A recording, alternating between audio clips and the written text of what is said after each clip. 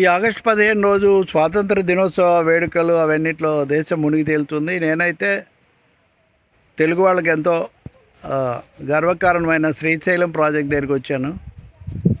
నీళ్లు బాగా ఎల్నినోలో కూడా అనుకోకుండా నీళ్లు వచ్చాయి, కానీ ఆశించిన స్థాయిలో ఆ ప్రవాహం లేకపోవడం వల్ల గేట్లు ఎత్తే కార్యక్రమం అయితే ప్రస్తుతానికి వాయిదా వేశారు. మళ్ళీ వస్తాయిలే తెలియదు. ఇప్పటికి కూడా ఒక 7 అడుగుల నీళ్లు తక్కువగా ఉన్నాయంటున్నారు. ఇక్కడ అందరూ చాలా ఆసక్తిగా ఎదురు చూస్తున్నారు. రెండవది, ఈరోజు రేపు సెలవులు కావడంతో తాకిడి కూడా చాలా ఎక్కువగా ఉంది.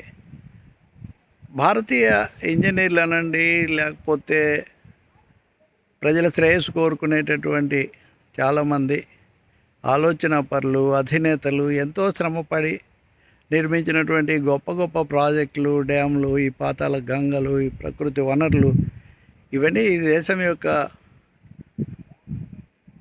ఔన్నత్యాన్ని, వారసత్వాన్ని, ప్రకృతి సంపదను సూచిస్తాయి. వీటిని కాపాడుకోవటం, మరింత అభివృద్ధి చేసుకోవటం మనందరి బాధ్యత.